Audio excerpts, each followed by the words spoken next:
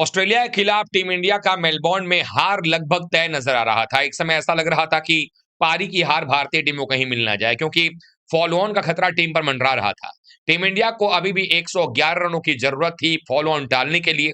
ये और बात है कि ऑस्ट्रेलिया भारतीय टीम को फॉलो ऑन नहीं करा था, उसकी कई वजह मैंने पहले ही बताई हैं। लेकिन एक खिलाड़ी जिसने आ करके इस मुकाबले के अंदर में जो परफॉर्मेंस किया, वो ना सिर्फ इतिहास रचता हुआ नजर आया है, बल्कि धुरंधरों को भी शर्मसार कर दिया है और साथ ही साथ ऑस्ट्रेलिया पर कर दिया है सबसे बड़ा वार।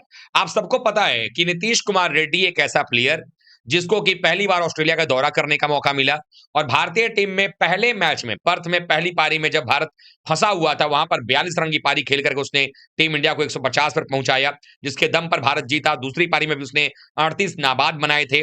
उसके बाद एडिलेड के दोनों पारियों में 42-42 की पारी, फिर जाकर के ब्रिस्बेन के मैदान पर पहली पारी में 16 रन, दूसरी पारी में बैटिंग आई नहीं। और यहां पर जब मौका मिला तो वक्त था कि वो खिलाड़ी अपना 50 पहले पूरा करे, ये 40s का जो एक चक्कर था उससे बाहर निकले। लेकिन कहीं ना कहीं नीतीश कुमार रेड्डी के इरादे अलग थे। वॉशिंगटन सुंदर के साथ जो उन्होंने बल्लेबाजी की, और ना सिर्फ बल्लेबाजी की बल्कि उन्होंने जिस तरीके की बल्लेबाजी की, ऑस्ट्रेलिया के ऊपर में पूरा प्रेशर डाल दिया। टीम का स्कोर 191 था जिस समय भारत का छठा विकेट गिरा और नीतीश कुमार रेड्डी को बैटिंग करने के लिए आना पड़ा। और जब बैटिंग करने नंबर 8 पर वो आए, उसके बाद नंबर 9 पर बैटिंग करने के लिए आए, जब टीम इंडिया का 7वां विकेट गिरा और टीम का स्कोर था 221 रन, तो आए वॉशिंगटन सुंदर बैटिंग करने। इन दोनों ही साउथ प्लेयर्स ने मिलकर के जिस तरह की बैटिंग की, ऑस्ट्रेलिया हैरान था। उसको समझ नहीं आ रहा था कि आखिरकार कैसे ये आउट नहीं हो रहे हैं। ऑस्ट्रेलिया एक समय ऐसा लगने लगा कि वो हर कोशिश कर ले। नीतीश कुमार रेड्डी अपने शॉट्स चारों तरफ मैदान में खेल रहे थे, mid of, mid on, long on, deep mid wicket. कई फील्डर अंदर आ रहे हैं, कई बाहर जा रहे हैं। और ये पारी जब जब वो खेल रहे थे, जब जब शॉट्स लगा रहे थे, ये सब देख करके बाहर बैठे हमारे धुरंधर रोहित शर्मा, विराट कोहली शर्म से गड़े जा रहे थे कि आखिरकार इसी विकेट पर जो इतनी अच्छी है बैटिंग के लिए, उनके बल्ले से रन निकलने का नाम नहीं ले रहे हैं, और नीतीश कुमार रेड्डी के बल्ले से लगातार रन बनते चले जा रहे हैं। परेशानी में थे वो लोग। फिर भी नीतीश कुमार रेड्डी अपना खेल खेलते चले गए। ऑस्ट्रेलिया के कप्तान पैट कमिंस ने अपनी खुद गेंदबाजी किया, मिचेल स्टार्क से करवाया, बोलेंड को करवाया, नीतीश को आपके नेथन लायन से करवाया। नेथन लायन कभी ओवर द विकेट आ रहे हैं, कभी राउंड द विकेट आ रहे हैं। वॉशिंगटन सुंदर भी वहां पर अच्छी बैटिंग कर रहे हैं। दोनों ने मिलकर पार्टनरशिप बिल्ड करना शुरू किया। जब लंच ब्रेक हुआ और उसके बाद जब लंच से टी ब्रेक के बीच में खेल शुरू हुआ इनका, वहां पर भारतीय टीम के दोनों बल्लेबाजों ने मिलकर के 82 रन जोड़े थे और एक भी विकेट अपना नहीं गंवाने दिया था।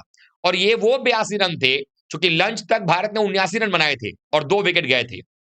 लेकिन ये जो टी ब्रेक होने से 10 मिनट पहले बारिश आ गई, तो टी ब्रेक ले लिया गया। उस समय तक इन्होंने 82 रन जोड़े थे। अच्छे रन रेट से बैटिंग दोनों बल्लेबाज कर रहे थे। एक खिलाड़ी जो था वो अपने 50 के करीब था, 40 रन पर थे। नीतीश कुमार रेड्डी 85 रन में बैटिंग कर रहे थे। दोनों बल्लेबाज लगने लगा था कि इस सत्र के अंदर में कुछ अलग करना चाहते हैं। दोनों बल्लेबाज की बल्लेबाजी अलग चल रही थी। टीम इंडिया जो है, अगर देखा जाए उस समय 148 रन से पिछड़ रही थी। लेकिन ये जो 2 सत्र निकले थे, ऑस्ट्रेलिया समझ चुका था कि उनके ऊपर सबसे बड़ा प्रहार जो है वो हो चुका है।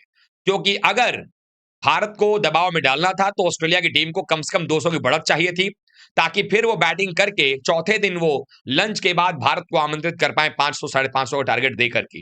लेकिन अब ऐसा सूरत हाल हो गया है कि अब 500 साढ़े 500 का टारगेट वो दे नहीं पाएंगे, क्योंकि अगर आप 500 का टारगेट देने जाओगे तो आपके पास समय नहीं बचेगा। 300 का टारगेट आप देना नहीं चाहोगे, क्योंकि भारत कहीं हरा न दे आपको, और दूध का जला छाछ भी फूक फूक कर पीता है। ऑस्ट्रेलिया वालों को पता है कि अगर ये करेंगे तो क्या पता इंडिया जीत ना जाए। और 400 देने के लिए भी आपके पास ज्यादा सेशन बचेंगे नहीं। 3 दिन का खेल समाप्त हो चुका है। चौथे दिन जब बैटिंग हुई, अभी भी मोहम्मद सिराज साथ में 9 विकेट भारत ने गिरा 358 पर।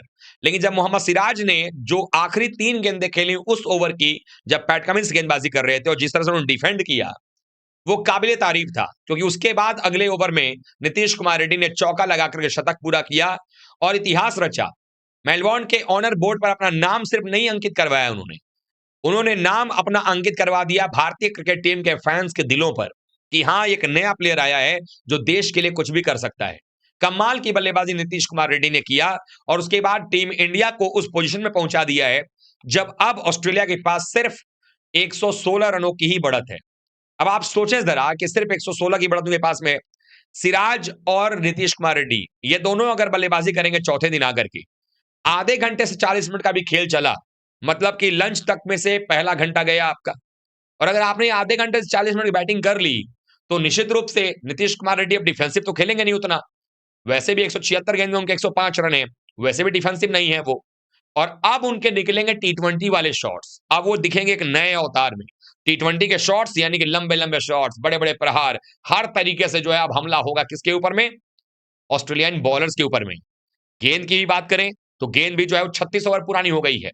और सबसे खास बात यहां पर यह रही है कि नीतीश कुमार रेड्डी को आप ये नहीं कह सकते कि जब वो आए तो पुरानी गेंद हो गई थी तभी बैटिंग किया।